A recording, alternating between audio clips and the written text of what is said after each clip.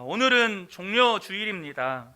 예수님께서 온 인류의 죄를 대속하시려고 십자가 고난과 죽음을 감당하기 위해 예루살렘에 입성하실 때 예루살렘 주민들이 종려나무 가지를 들고 열렬히 환영했던 그날을 기념하는 주일입니다. 그리고 오늘부터 이제 고난 주간이 시작이 됩니다. 사실 오늘 말씀을 준비하면서 어떤 말씀을 나눠야 할까 한참 주초부터 이렇게 고민을 해오고 이렇게 하는 가운데 금요일 새벽 말씀을 준비하는데 하나님께서 제 마음 가운데 주셨던 생각이 이 금요일 새벽 예배의 말씀을 성도들과 다시 한번 더 깊이 나누어야겠다라는 생각을 주셨습니다. 그래서 이 금요 새벽 예배 때 말씀의 연장선상에서 이 말씀을 함께 나누려고 합니다. 예수님께서 우리의 죄를 대속하시려고 십자가 고난을 받으시고 죽으심으로 인해서 예수를 믿는 우리에게 주어진 축복이 죽음의 의미가 완전히 달라졌다는 것입니다. 오늘 본문 15절에 보면 또 죽기를 무서워함으로 한평생 매여 종노릇하는 모든 자들을 놓아주려 하심이니, 예수 믿기 전에는요 모든 사람이 죽기를 무서워해서 한평생 마귀의 종노릇하고 삽니다. 여기서 말하는 죽음은 육체의 죽음만을 의미하는 게 아니고 자아의 죽음까지 의미하는 것이에요. 실제로 사람들이 육체가 죽는 것만 두려워합니까? 그렇지 않습니다. 자아의 죽음도 두려워해요. 실패하는 거, 외면당하는 거, 손해보는 거, 인정받지 못하는 거, 자기의 모든 뜻과 계획들, 자기의 야망을 내려놔야 하는 거, 자기를 부인하는 거 다 두려워합니다. 그러나 예수님을 믿게 되면 그 모든 죽음에 대한 두려움이 없어진다는 것입니다. 그 말은 마귀의 종노릇 한 데서 벗어나게 되었다는 거예요. 정말 예수님을 제대로 믿고 있다면 죽음은 더 이상 두려운 것도 허무한 것도 아니라는 것입니다. 오히려 죽음은 기쁨이고 축복이고 이렇게 믿음으로 고백하게 된다는 것입니다. 왜 그렇게 됩니까? 예수님께서 죽음의 세력을 잡은 마귀를 멸하셨기 때문이에요. 오늘 본문 14절이죠. 자녀들이 혈과 육에 속하였음에 그도 또한 같은 모양으로 혈과 육을 함께 지니심은 죽음을 통하여, 예수님의 십자가 죽음을 통해서 죽음의 세력을 잡은 자 곧 마귀를 멸하시며, 그러니까 예수님께서 십자가에서 이루신 그 승리가 죽음의 세력을 잡은 마귀를 멸한 것이 되고, 그 예수님을 믿는 자들은 마귀의 세력이 멸하여진 예수 그리스도 안에 거하기 때문에 죽음의 두려움에서 자유하게 되고 더 이상 종노릇하지 않고 살아가게 된다는 것입니다. 혹시 아직도 죽기를 두려워하고 있다면 아직도 마귀에게 묶여서 종노릇하고 있는 거예요. 예수를 믿지 않는 사람은요 죽으면 끝이라고 생각하고 그렇게 삶을 살아갑니다. 그래서 사람은 누구나 다 죽음을 두려워합니다. 하지만 여러분, 저와 여러분이 아셔야 될 게 뭐냐면 죽으면 끝이라고 생각하는 사람은 아무리 많은 돈과 권력과 명예와 인기를 가져도 죽으면 진짜 끝이라는 거예요. 시편 49편의 기자는 아무리 부자여도 죽으면 끝나는 사람들을 향해서 불쌍한 사람이라고 기록합니다. 7절, 9절을 보겠습니다. 아무리 대단한 부자라 하여도 사람은 자기의 생명을 속량하지 못하는 법, 하나님께 속전을 지불하고 생명을 속량할 사람은 아무도 없다. 죽음을 피하고 영원히 살 생각도 하지 말아라. 아무리 부자여도 자신이 가진 돈으로 죄의 값에 대한 속전을 지불할 수 없다는 거예요. 그러니까 구원받을 생각하지 말라는 겁니다. 10절과 11절에 평생 모은 재산마저 남에게 모두 주고 떠나가지 않는가? 사람들이 땅을 차지하여 제 이름으로 등기를 해두었어도 그들의 영원한 집, 그들이 영원히 머물 곳은 오직 무덤뿐이다. 그러면서 12절과 20절은 죽으면 끝나는 사람은 사실 짐승과 똑같다는 거예요. 자, 12절을 보겠습니다. 사람이 제 아무리 영화를 누린다고 해도 죽음을 피할 수 없으니 미련한 짐승과 같다. 20절에 사람이 제 아무리 위대하다 해도 죽음을 피할 수 없으니 미련한 짐승과 같다. 여러분 아셔야 돼요. 사람과 짐승의 차이는 죽음에 대한 두려움을 극복했느냐는 거예요. 여전히 죽음에 매여 있고 죽으면 끝나는 삶을 살아가는 사람은 동물 수준을 벗어나지 못한 거예요. 전도서 3장 21절에 사람과 짐승의 명확한 차이를 솔로몬이 기록해 놓았는데요. 사람의 영은 위로 올라가고 짐승의 영은 아래 땅으로 내려간다고 하지만 누가 그것을 전도서 말씀을 사람의 영은 위로 올라가고 짐승의 영은 아래 땅으로 내려간다고 하지만 누가 그것을 알겠는가? 여러분, 짐승의 영이 땅으로 내려가는 거예요. 사람의 영은 하나님께로 가야 돼요. 그런데 우리가 사람인 건 우리가 죽음으로 끝나는 존재가 아니기 때문이에요. 예수를 믿으면 그 은혜에 대한 눈이 뜨이게 돼요. 그래서 예수를 믿으면 죽음을 두려워하지 않게 되는 겁니다. 왜요? 예수를 믿으면 죽음이 끝이 아니라 영원한 생명이 있다는 걸 알아요. 그러니까 죽음을 두려워하지 않게 되죠. 여러분, 예수 믿는 사람의 유일한 두려움은 뭘까요? 내가 정말로 두려운 것은 죽으면 다 끝나게 될 재산이나 권력이나 성공에 매여 살다가 하나님 앞에 서는 거예요. 여러분, 그거 아닌가요? 내가 하나님과 아무런 상관없는 삶 살다가 하나님 앞에 서는 거. 하나님 앞에 섰을 때 너 살다가 뭐 하다가 왔니? 라고 물어보셨을 때 할 말이 없는 거. 그게 예수 믿는 사람의 두려움이죠. 그러나 시편 49편 15절에 보면 하나님을 믿는 자의 고백이 완전히 다르다는 것을 알 수 있습니다. 15절 보면 그러나 하나님은 분명히 내 목숨을 건져주시며 수월의 세력에서 나를 건져주실 것이다. 이 수월의 세력은 지옥을 의미합니다. 지옥 세력에서 하나님이 나를 건져주신다는 거예요. 그래서 하나님을 믿으면, 예수님을 믿으면 죽음의 문제가 달라지는 겁니다. 죽음은 끝이 아니라 새로운 시작이고 죽음을 통해서 영생을 보게 되는 거예요.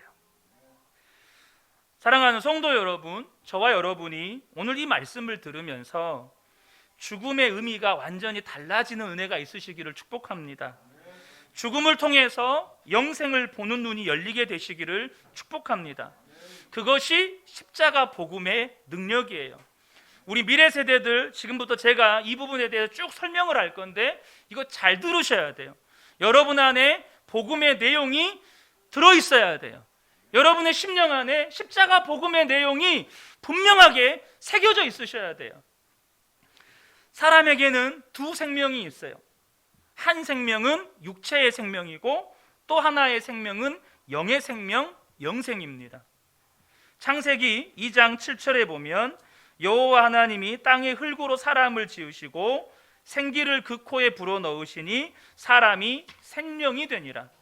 하나님이 창조하실 때 그렇게 창조하셨어요. 흙으로 육신을 빚으시고 하나님이 우리 안에 성령을 부어주셨어요. 그 성령이 영원한 생명이시죠. 하지만 아담과 하와가 하나님의 말씀에 불순종하여서 선악과를 따먹으면서 죄를 짓게 되면서 이 영원한 생명을 잃어버렸어요. 그래서 우리가 육체로는 산 자지만 영으로는 죽은 자가 되었어요. 에베소서 2장 1절에 그는 허물과 죄로 죽었던 너희를 살리셨도다 라고 말씀하시죠. 여기서 말씀하시는 허물과 죄로 죽었다는 말이 육체가 죽었다는 말이 아니라 우리의 영혼이 죽어버렸다는 말이에요. 영이 죽어버린 우리의 운명은 죽음으로 끝나요. 다시 말하면 죽고 난 다음에 영원한 지옥, 영원한 사망으로 들어가는 겁니다. 그런데 하나님께서 우리를 사랑하셔서 이 땅에 예수님을 보내주셨습니다.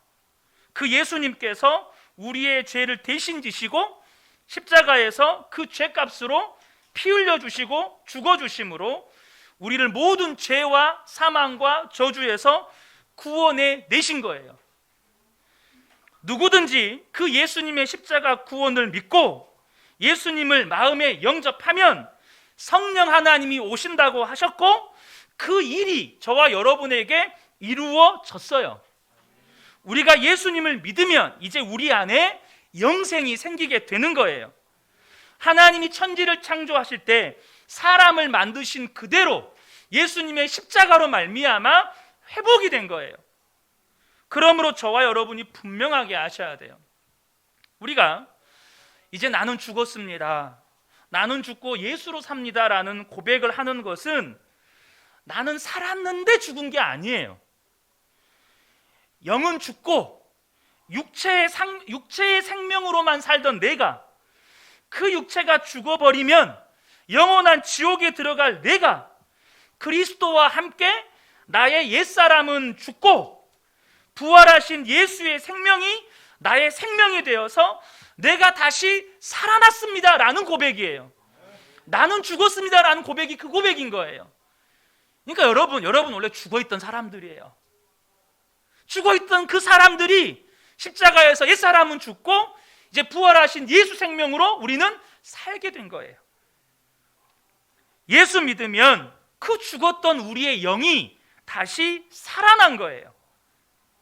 그런데 이 영생은 하나님과의 사귐을 말하는 것입니다. 요한복음 17장 3절에 영생은 곧 유일하신 참 하나님과 그가 보내신 자 예수 그리스도를 아는 것이니이다 라고 말씀해요. 영생은 하나님과 우리 주 예수님을 친밀하게 아는 거예요. 그래서 이 영생을 소유하지 못한 사람은, 예수님과 하나님을 친밀하게 아는 것을 소유하지 못한 사람은 아무리 성공하고 아무리 부자여도 육신의 생명이 끝나면 끝나는 거예요.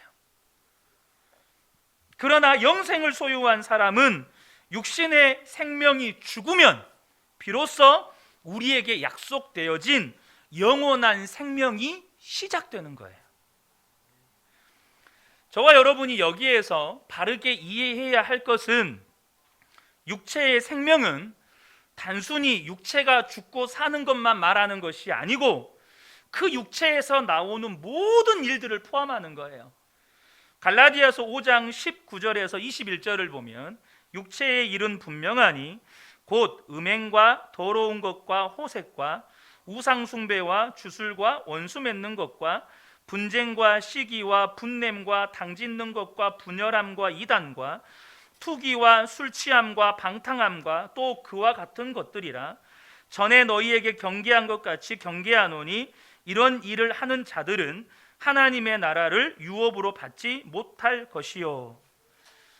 우리가요 육체의 생명으로만 살면, 그러니까 내 자아가 여전히 살아 있으면 우리의 육체로부터 끊임없이 육체의 일들이 뿜어져 나와요. 그러면 어떻게 해요? 주님께서 이 하나님의 나라를 유업으로 받지 못한대요. 이것은 직접적으로는 영원한 천국에 절대 못 들어간다 이 말이에요. 더 나아가서 이 땅에서도 하나님의 나라를 살아갈 수 없다는 거예요. 그래서 예수를 믿는다고 말은 하지만 삶은 지옥이에요. 예수를 믿어도 늘 믿지 않는 자들처럼 삶의 문제 앞에서 좌절하고 절망하고 낙심하고 두려워하고 분노하고 원망하고 불평하면서 그렇게 죽음을 두려워하면서 살아요. 그러므로 저와 여러분이 꼭 기억하셔야 돼요. 예수 그리스도 안에서 영원한 생명을 누리는 길이 예수와 함께 죽는 거예요. 내가 살아있으면 우리는 하나님 나라를 유업으로 못 받아요. 육체의 생명으로만 살면 이 땅이 지옥이에요. 우리가 나는 죽었습니다 라고 고백하는 이유는 이 놀라운 복음을 알고 있기 때문이죠. 우리는 예수를 믿을 때 예수님과 함께 십자가에서 죽었어요. 하나님이 그렇게 정하셨어요. 나 안 죽었는데요. 여러분이 안 죽었다고 100번 1000번 말해도 하나님이 죽었다고 말씀하셨어요. 로마서 6장 3절에 세례를 받아 그리스도 예수와 하나 된 우리는 모두 세례를 받을 때 그와 함께 죽었다는 것을 여러분은 알지 못합니까? 여러분이 예수님을 영접하여서 성령님이 여러분 안에 들어오신 그 순간부터 주님이 말씀하시는 게 뭐냐면 너는 예수님과 함께 이제 십자가에서 죽었어. 너의 옛사람은 십자가에서 죽었어. 주님이 정하신 진리의 말씀이에요. 여러분이 아무리 태양은 서쪽에서 동쪽으로 뜹니다. 서쪽에서 떠서 동쪽으로 집니다. 아무리 외쳐도 하나님이 동쪽에서 떠서 서쪽으로 진다고 정해놓으셨어요. 그러니까 이건 부정할 수가 없는 거예요. 이것은 무엇을 말하는 걸까요? 성도는 죽어야 사는 사람이에요. 우리의 옛사람은 예수님과 함께 십자가에서 죽었어요. 그때부터 부활의 주님 예수님의 생명이 우리 안에서 역사하기 시작하는 거예요. 우리가 이렇게 주님께서 네가 예수님을 영접하는 그 순간부터 너는 예수님과 함께 십자가에서 죽었어 라고 말씀하신 그 진리를 나의 죽음을 받아들이면 주님의 역사가 내 심령 안에서, 가정에서, 일터에서, 교회 안에서 놀랍게 일어나는 거예요. 예수 그리스도 안에서 되어지는 모든 일들은 동일한 원리를 가지고 있어요. 내 영혼이 구원받는 것도 내 옛사람이 십자가에서 죽어지고 새 생명의 역사가 일어나요. 우리가 가정을 살리고 교회를 살리는 것도 내가 죽으면 예수님이 역사하는 방식으로 일어나는 거예요. 요한복음 12장 24절에 내가 진실로 진실로 너희에게 이르노니 한 알의 밀이 땅에 떨어져 죽지 아니하면 한 알 그대로 있고 죽으면 많은 열매를 맺느니라. 우리가 이 세상을 살아가는 동안에 하나님의 역사를 이루는 도구가 되는 방법은 너무나도 단순하고 명료합니다. 그것은 죽는 거예요. 우리가 한 알의 밀알처럼 죽으면 많은 열매가 맺어지고 죽지 않으면 한 알 그대로 있는 거예요. 안타까운 것은 이 시대의 많은 그리스도인들이 가정에서, 직장에서, 교회에서 죽지 않은 밀알처럼 여전히 혼자 있다는 거예요.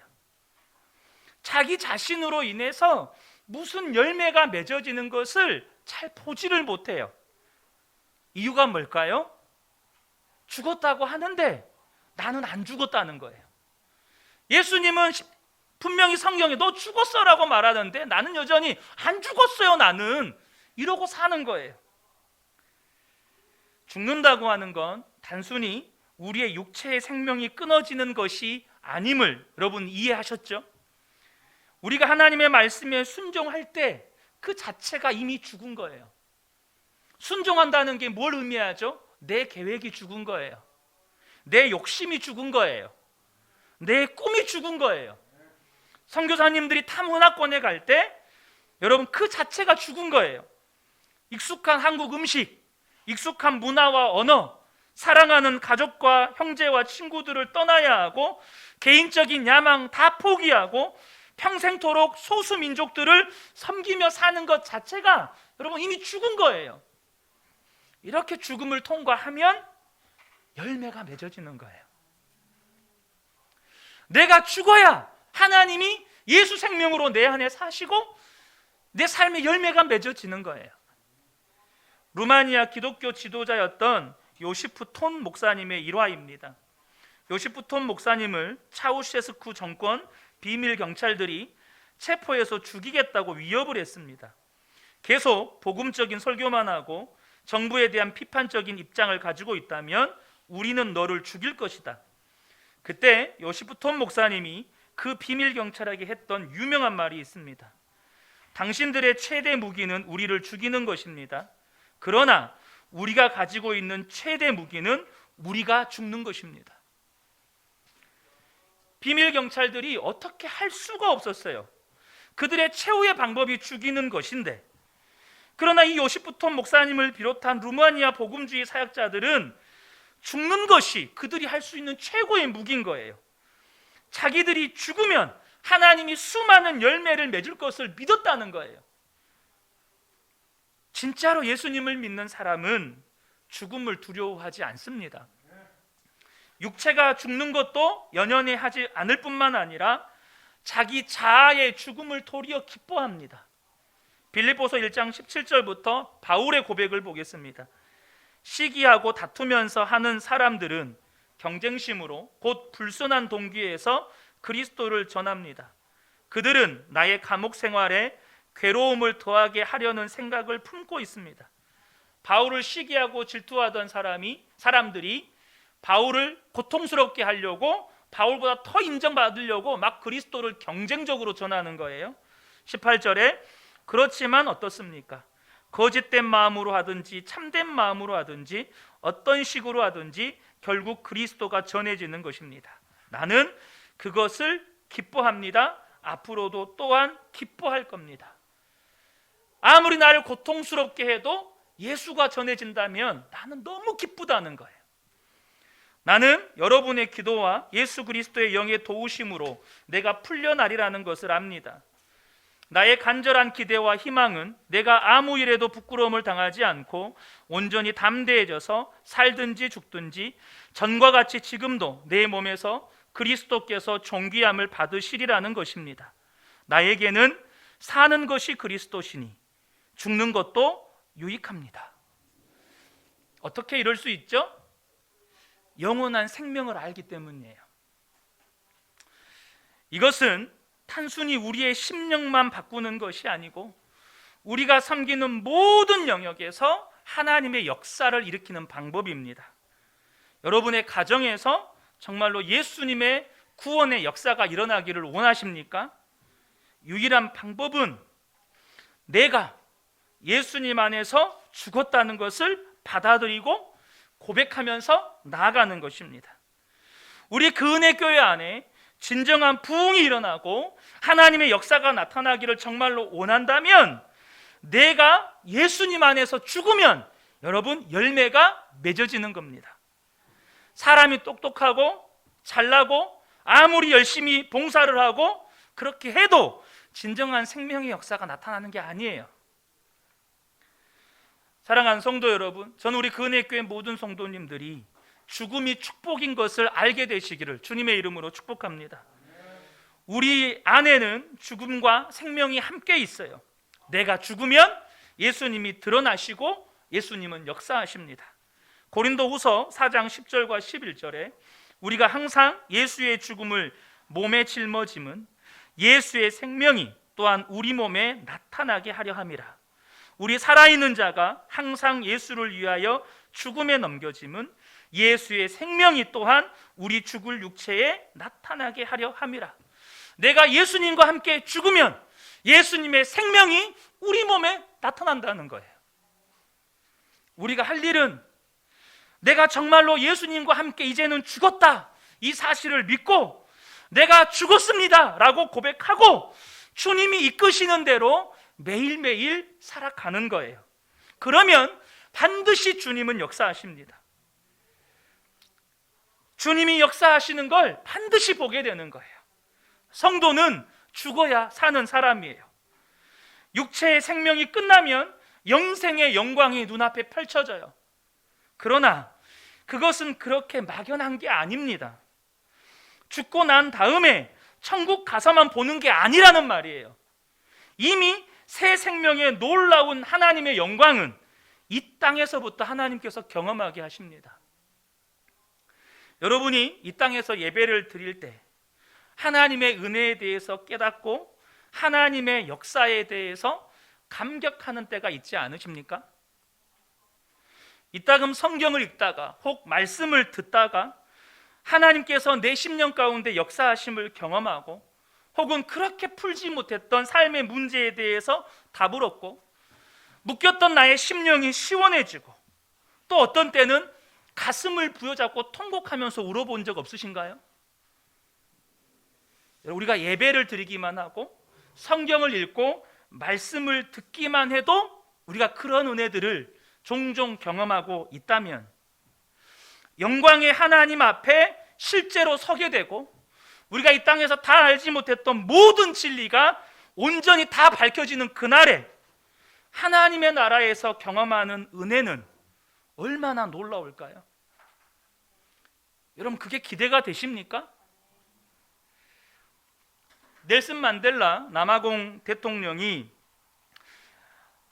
된 다음에 가장 중요한 과제는 백인과 흑인의 화합이라고 생각을 했습니다. 흑인과 백인이 무서운 적대감을 가지고 있었어요. 지난날에 백인의 모든 악행을 용서하고 백인과 흑인이 진정으로 연합하자라고 호소했을 때 강경파들이 얼마나 반대했는지 모릅니다. 넬슨 만델라는 그들을 설득하면서 남아공을 하나가 되는 나라로 만들어 갔습니다. 넬슨 만델라 평전에 어느 재판 이야기가 나옵니다. 반드 브렉이라고 하는 백인 경찰관이 아주 무자비하게 흑인들을 죽였던 범죄가 있었습니다. 18살이 된 흑인 소년을 총으로 쏴 죽이고 시신을 바베큐 고기처럼 이리저리 돌려가면서 불에 완전히 그을려서 증거인멸을 시도한 겁니다. 그가 재판을 받는 중에 자기가 그런 일을 했다고 시인을 했습니다. 그런데 그것만이 아니었습니다. 그 소년을 살해한 뒤에 그 소년의 집으로 가서 장작더미를 쌓아 불을 지른 다음에 그 소년의 아버지를 묶어서 불에 태워 죽인 겁니다. 더 악질적인 것은 그 소년의 어머니로 하여금 강제로 그 장면을 지켜보게 했다는 거예요. 두려움에 아무 말도 못하게 입막음을 하려고 했던 겁니다. 아들과 남편을 이렇게 잃은 노 부인에게 판사가 묻습니다.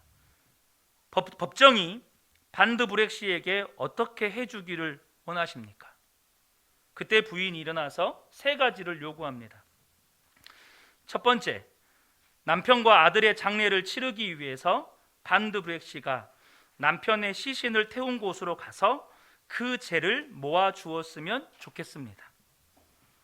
두 번째, 반드 브렉 씨가 우리 가족들을 전부 죽였지만 나는 그와 함께 나눌 사랑을 아직도 가지고 있기에 한 달에 2번은 우리 집에 와서 나와 함께 시간을 보내기를 원합니다. 그에게 엄마 노릇을 해주고 싶습니다. 세 번째, 그가 하나님의 용서를 받았다는 것과 나도 그를 용서한다는 사실을 기억했으면 좋겠습니다. 내가 그를 진심으로 용서했다는 사실을 그가 알게 하기 위하여 그를 한번 안아보았으면 좋겠습니다. 그러면서 이 부인이 일어나서 반드 브렉이 앉아있는 증인석을 향해서 걸어가는데 법정 안에 있는 누군가가 나 같은 죄인 살리신 그 찬송을 부르기 시작했습니다. 그랬더니 법정에 있던 사람들이 너도 나도 따라 부르면서 법정의 사람들이 다 나 같은 죄인 살리신 찬송을 부르는 것입니다. 그런데 이 반드 브렉 씨는 그 찬양을 끝까지 듣지를 못했습니다. 졸도를 해버린 거예요. 그 상황을 감당할 수가 없었습니다. 저는 이 예화를 읽으면서 이 장면이 이렇게 이해가 됐어요. 바울과 실라가 빌립보에서 전도를 하다가 매를 맞고 감옥에 갇히게 되었을 때 그들은 그 밤에 감옥에서 하나님을 찬송하고 기도했더니 하나님의 임재가 그곳에서 지진으로 옥문이 열리고 모든 죄수들을 묶어있던 발에 착고가 풀어지는 역사로 나타납니다. 그 압도적인 하나님의 임재 앞에 죄수들은 그들을 묶고 있던 발목에 착고가 풀어지고 옥문도 다 열렸는데 도망갈 생각도 못하고 다 얼어붙어 있는 것입니다. 그 일이 이 재판정에서 일어난 겁니다. 나는 죽고 예수로 산 그 노부인의 사랑을 통해서, 나는 죽고 예수로 산 그곳에 함께한 성도들의 찬양을 통해서 나타난 예수 생명의 영광, 그 압도적인 하나님의 임재를 이 살인범인 반드 브렉 씨가 감당을 못한 거예요. 그냥 졸도해버린 거예요. 여러분, 이 예화를 들을 때요, 전 지금도 막 심장이 막 두근거리거든요. 여러분, 이런 예화를 들을 때 뭔가 가슴속 깊은 곳에서 뭐 뜨거움이 올라오지 않습니까? 베드로전서 1장 8절에 보면 이렇게 말씀하세요. 예수를 너희가 보지 못하였으나 사랑하는도다. 이제 보지 못하나 믿고 말할 수 없는 영광스러운 즐거움으로 기뻐하니. 저 예수님 한 번도 본 적 없거든요. 그래도 예수님 사랑합니다. 저 한 번도 하나님의 영광을 본 적 없어요. 그래도 제 마음 안에는 하나님의 영광에 대한 기쁨이 있습니다. 여러분, 우리가 이 땅에서 예수님 못 봐요. 그래도 사랑해요. 우리가 이 땅에서 하나님의 영광의 실체를 보지 못해요. 그래도 말할 수 없는 즐거움으로 기뻐해요. 우리가 예수님을 실제로 만나지 않고 단지 이 땅에서 성령으로 임하시는 그 가운데서도 뜨거운 감동이 있고 감격이 있고, 여러분, 그러한 기쁨이 있다면 예수님의 실체를 만날 때 우리 어떻게 될까요? 이것이 영생의 영광이고 이것이 이 땅에서 경험하게 되는 여러분 하나님 나라예요. 그것에 저와 여러분을 주님은 지금 초대하시는 거예요. 나는 죽었습니다. 더 이상 육신의 생명의 영광을 구하지 않습니다. 나는 오직 예수로 삽니다. 성도는 죽어야 사는 사람이에요. 우리 모든 성도님들이 이제는 예수님과 함께 십자가에서 죽었다는 것을 믿으시기 바랍니다. 그래서 나의 죽음을 통해서 이제는 하나님이 열어놓으신 영생의 영광을 이 땅에서부터 바라보는 눈이 열리게 되시기를 주님의 이름으로 축복합니다. 아멘.